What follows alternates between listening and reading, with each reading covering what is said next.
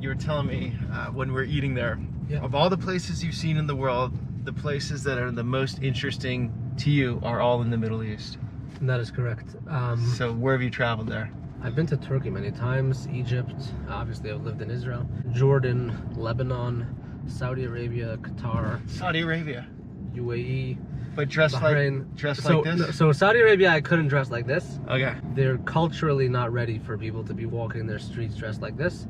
You know, women were just allowed to drive about 2 years ago, and they're opening up, and I like the way that's happening. But I walk around Bahrain and UAE like this, and I've only gotten positive.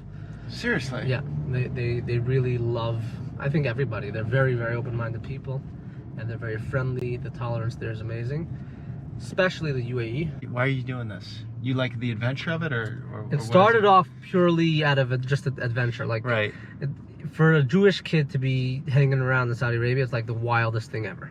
So that's what originally enticed me to go there. But once I went and I saw the interactions that I was able to have with people, people changed my perspective on that region and on those people. And then I'm able to change their perspective on my people. Right. And it's just so powerful. I'm like addicted to it. Let's say, who'd have believed 3 years ago that a Hasidic Jew and a Muslim from Saudi Arabia could be together having a nice afternoon together? It would have seemed impossible, but today we live in a crazy world, and it's totally possible. What do you think? I can tell you it's possible. It is possible. It is possible. Peace can be made.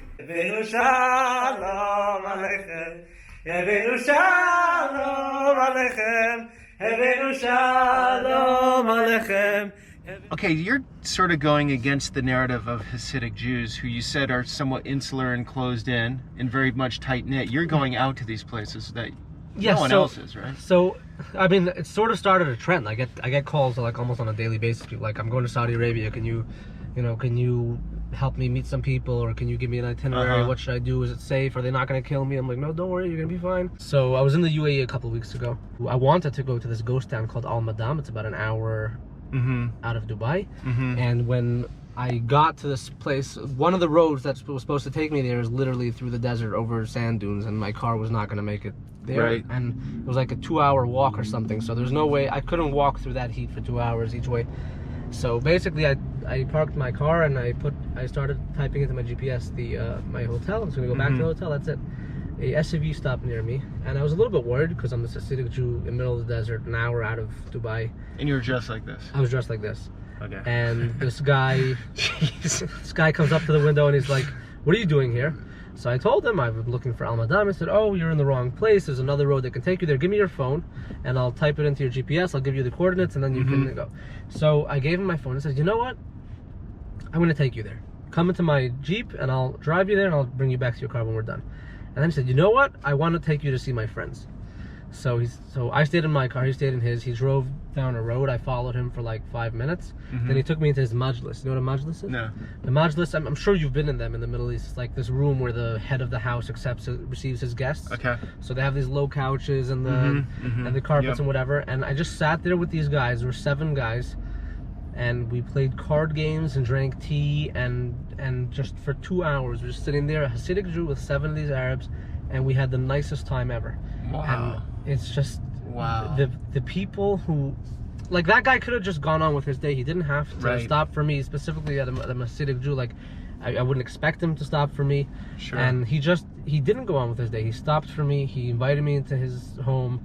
He wanted me to meet his friends. We had the greatest time. It's the people like that who really make a difference in the world. He changed my perspective, and because I'm somebody who writes and shares my experiences, he's going to change the perspective of so many others. And that's why it's so important to be one of those people who changes people's perspectives in a good way. Well, the Arab world is so hospitable. Yeah. You know, it's like probably the most hospitable part of the world. Yeah, and if you're reading the headlines, like, all the news that comes out, it's not good news. There's a lot of bad news coming out of the Middle East, but if you just open your mind to going there for yourself and just, don't get too deep into it, don't risk your life, just step down, get off the plane, get a feel for what's going on. You're gonna be very pleasant. Saudi for me was a huge eye-opener. I had some apprehension going in there. I was there before you were there, because I went the first time right after they killed Khashoggi. Yeah, wow. So they opened up for 30 days. There was this car festival in Old Riyadh, and They gave 1,000 tourist visas. I was one of those people. So I was literally one of the first tourists to see Saudi Arabia in modern history.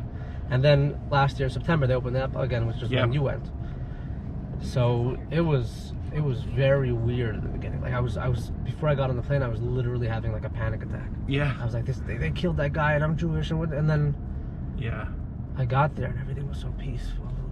And Yeah. I'm so glad I decided not. I literally was gonna cancel. I was just gonna give up my flight. I was like, this is too scary. I'm just gonna go home, and that was a bad mistake. And then my rabbi convinced me to go. I WhatsApped him, and he's like, "Do it, man. Do it. You'll be fine." He told me if your wife gave you her blessing to go, you're gonna be safe. So I was like, okay. Wow. I went, and it changed my life.